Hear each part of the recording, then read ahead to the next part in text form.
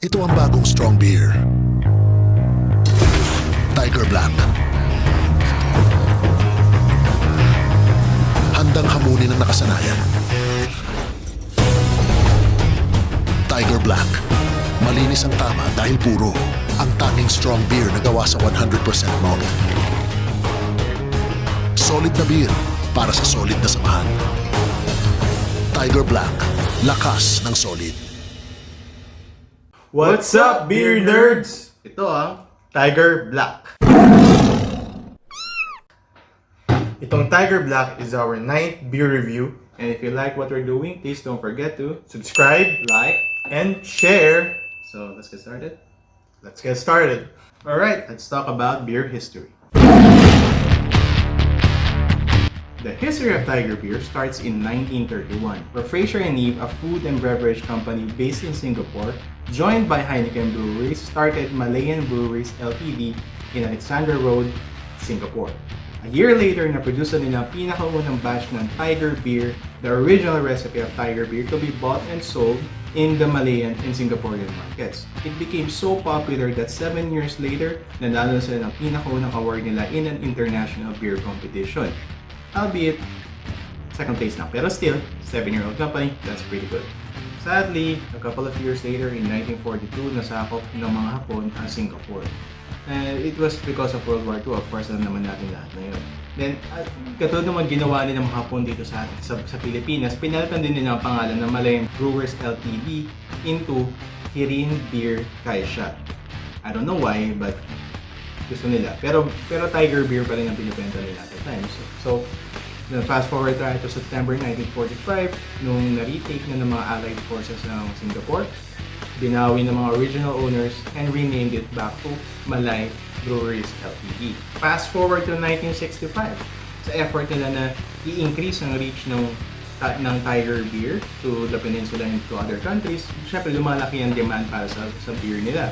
So they decided to invest in a canning line in their original brewery, and this canning line can produce 300 cans of beer every minute. So that really increases yung capacity nila to meet the demand. Then in the 1980s and 90s, they further expanded the reach of Tiger Beer to other Asia Pacific and Oceanic countries like Australia, China, Vietnam, and syempre tumaas na naman yung demand para sa beer nila, and para ma-meet nila yung demand na yun, they decided to move the facility from Alexandra Road, Singapore to Jalan Ahmad Ibrahim Road, sa Singapore pa rin. And at the same time, pinalitan din nila yung pangalan from Malay Breweries Ltd. into Asia Pacific Breweries Ltd. Then in 2012, kasabay ng expansion ng Heineken Beer as a mother company, they decided na fully na 100% yung Asia Pacific Breweries. And so now, ang majority owner ng Asia Pacific Breweries is Heineken. Kaya, in 2017, sinubukan ng Asia Breweries Incorporated dito sa Philippines na kunin ang rights to brew and distribute sa Philippine market ang Heineken, kasama na rin doon ang Tiger. So yan, nasolusyonan na natin kung bakit nagmura ang presyo ng Heineken dito sa Pilipinas. Now let's talk about beer specs la.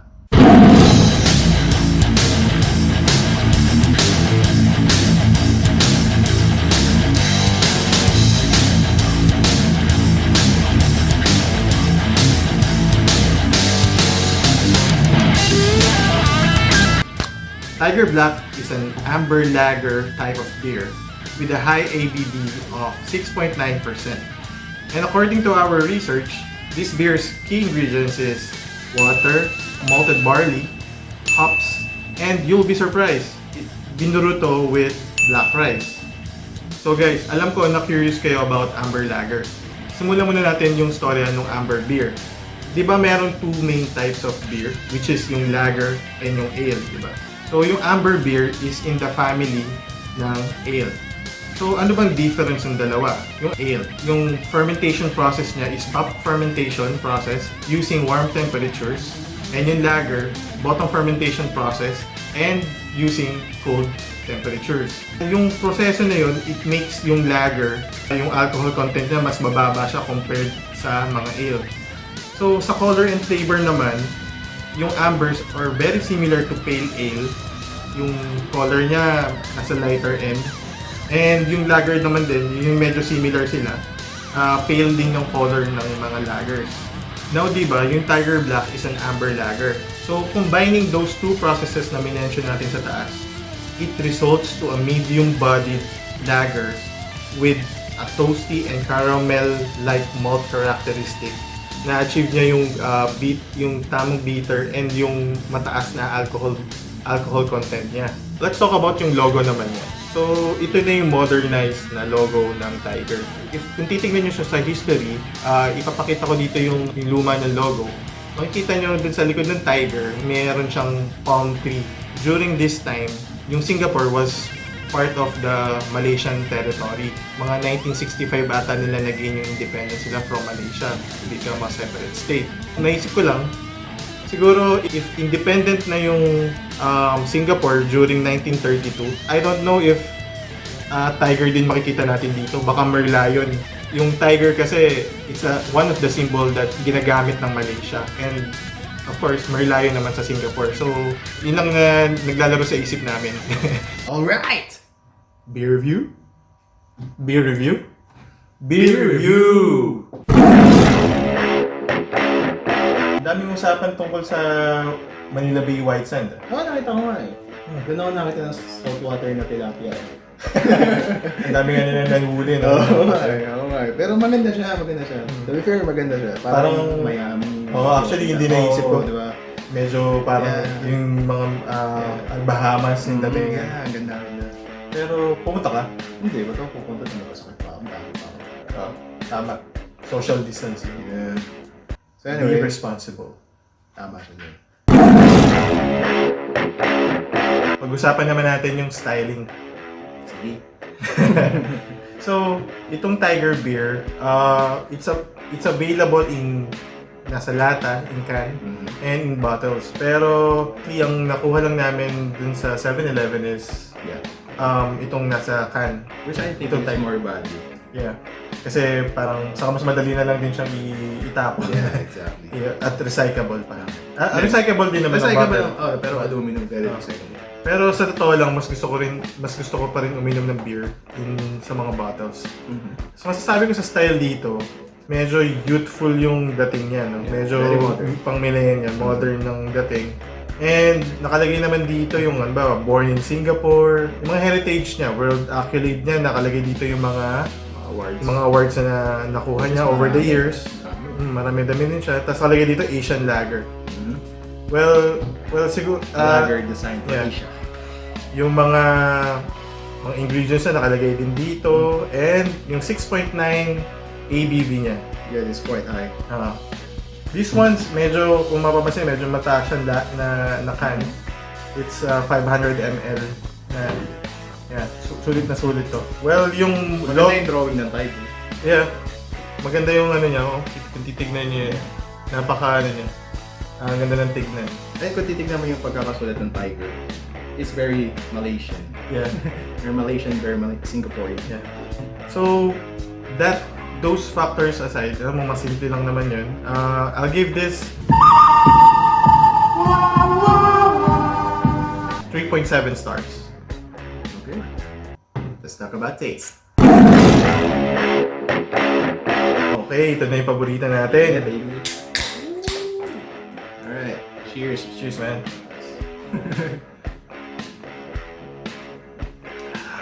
Woo. Yeah, malty. Alright. Ito yung una ko napansin sa kanya, sa taste.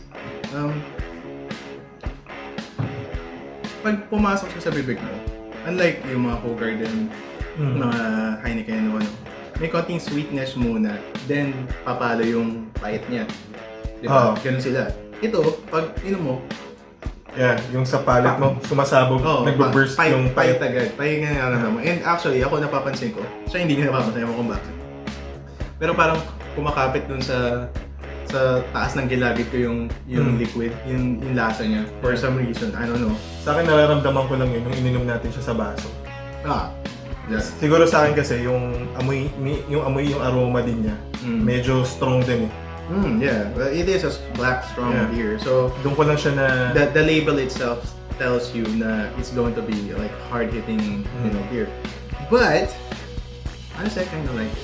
I kind of like it, not in this, pero I kind of like it because I'm used to drinking beer. Hindi naman sa lasinggero kami or anything. Yeah. It's just that na-appreciate ko yung maltiness, siguro yung black toasted rice na sinasabi mo kanina. Na-appreciate ko yung taste na yun. Pero I think na if you're like a casual drinker, baka hindi mo ma-appreciate. Baka hindi mo magugustuhan to. Yeah. So, syempre, when we put our grades, syempre hindi na naman kami kinoconsider din namin yung madlang people. So, medyo mababibigay ko sa kanya. Anong score bigyan natin? Dito sa kanya is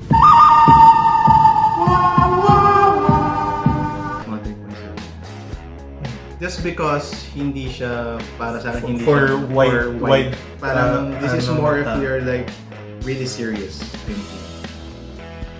Pero yes, isa to sa mga gusto ko na nagustuhan ko na murang beer. Yeah.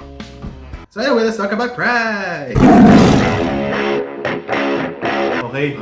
Pag-usapan natin yung price. Yun naman pinaka-importante sa ating mga Filipino. Well, this one, nabili namin sa aming friendly neighborhood 7-Eleven for 65 pesos. 65 pesos for a 500 ml can. So, katulad yung ginawa natin sa Polaner. Well, hindi ko na siya dinivide na maayos, pero I'm thinking na maybe around 40 pesos yung 330 ml niya na version niya. So, it's still quite cheap. It's kapresyo siya naman. Probably because of produce na siya locally. Kaya yung presyong lokal. Presyong lokal na siya. So, actually, this is a pretty good beer na kung talagang lasingan ang gusto niyo mangyari, lasingan, this is pretty good. For like value for money, malakas yung tama niya. The flavor, well, for me, the flavor is okay. So, it's an enjoyable beer. So, gaya yung sasabi natin lagi, 500 pesos, kung may 500 pesos ako, 65 pesos, nasa 7.63. Nakompute ko sa utak ko yan. Sa 7.63. Give or take. Maniniwala kayo. Give or take. So, it's not bad. It's not bad. 7 na lata, mag-share ako. Definitely mag-share ako. 7 na lata, mag-enjoy ako. Definitely mag-enjoy din ako. So, for the price point value niya, I would give this a score of 4.5 for price. Nice. Mainly siguro I could add to that. Mag-enjoy talaga yung mga estudyante na umiinom. Kasi Panglaban sa Red Horse. Panglaban sa Red Horse. Kasi when we were like growing up, syempre, naka-allowance ka lang. And of course, di ba, gusto mo ng medyo value for the buck. So talagang go-to ng mga college, lalo na pag sa college student ka, Red Horse ang iniinumin mo. Ito yung posible kang malasing sa 100 piso which is nagagawa namin yun dati. 4 kami nun. Alright. So now let's talk about strength naman. Okay, let's talk about strength. So, yung strength naman, Siyempre. pag ininom mo siya, siguro since from our research saka sa napagkakalam natin dito sa Tiger Black, it's an amber lager. So it's like any other, ang amber kasi di ba partly siya from yung gin pool ng ale. So kahit anong ale na ininom namin over the years, refreshing. Medyo mainit. Mainit May sa katawan. So this, kung mapapansin mo rin kami ngayon, medyo pawis na kami dahil actually uminom na rin kami kanina. 6 to. Medyo na-UP lang namin yung mga data. Pero for strength, masasabi ko mainit siya sa katawan pero banayad yung suabe yung iniinom mo. Hindi siya sapak. Kampal na gano'n. Parang umiinom ka lang ng basically parang pale pilsen pero pero it's a little bit stronger na pale pilsen. Pagdating nung pag na mo na siya, dun yung iba kasi gumuguhit na or something, pero this time parang may slow warm feeling sa chest area and yun, ito na, magpapawis ka na. Actually, share ko lang. Back in 2018, December 2018, I did an experiment. I was living alone, so I did an experiment. Walang mong sasaway sa akin. Bumili ako ng 8 ganito. Tapos isang pakete ng mani. Bumili ako ng 8 ganito. Sinignan ako kung gaano karaming ganito ang iinumin ko bago ako mag-blackout. 5. 5. Well, 4.5. Blackout ako. Ako sa dalawa nito, inaantok Oh, ako. yeah, exactly. So siguro sa 5 talaga. Yeah, it's Christmas, man. I know, it was no New Year. It was October, December 31. So, anyway. So magtataka ka lang din na, magtataka din kayo bakit 2018, no? Kasi actually bagong beer lang din to sa line ng ng Tiger, itong Tiger Black. Actually twin na ano to, bagong beer ng Tiger. Yung Tiger White saka Tiger Black. Susunod natin Tiger Black. So actually na-introduce siya sa market 2016. Pero sa atin sa Philippines medyo tayo dun sa kung kailan siya sinimulang binuro ng Asia Brewer. Siguro makukuha mo lang siya sa mga rustans before, pero yung Asia Brewer nagpo-produce 7-Eleven for the win. So, sa dami ng sinabi ko, ang score na ibibigay ko dito for strength, since given yung factors na banayad siya. Though of course, given na yung pag umabot ka sa 5 mo, wala. Given na yung mainit siya sa katawan, tapos kasi ale, may partly ale siya, though lager din siya, amber lager. I'll give this a 4.8 stars. I agree. Kasi sulit. Sulit siya. Sulit sa strength. So, overall!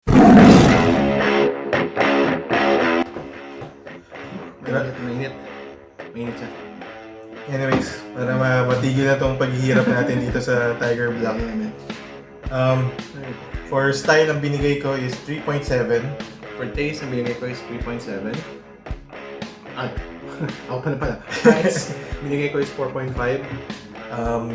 Strength, 4.8. So a total of, Matt guy? 16.7. So this makes Tiger Black our new number 3. I think so. Yeah, I think number 3. Yeah, number 3. So, I wala akong problema doon kasi sulit siya sa price and sa tama. Sa taste, well, it depends on kung sino inom, pero sulit siya. Ito yung parang San Miguel beer ng Singapore, so it's really a common beer na I think most of you have tasted this, or kung hindi man yung black, yung iba nilang products, yung Tiger Crystal, Tiger White. Is this the possible contender to the reigning champion of Red extra strong beer? Red Horse beer. We'll see next week. Next week, nga pala, itong mga susunod na segment natin, I think 3 beer reviews in a row. Iko-concentrate namin muna sa mga strong beer na available locally. Yes.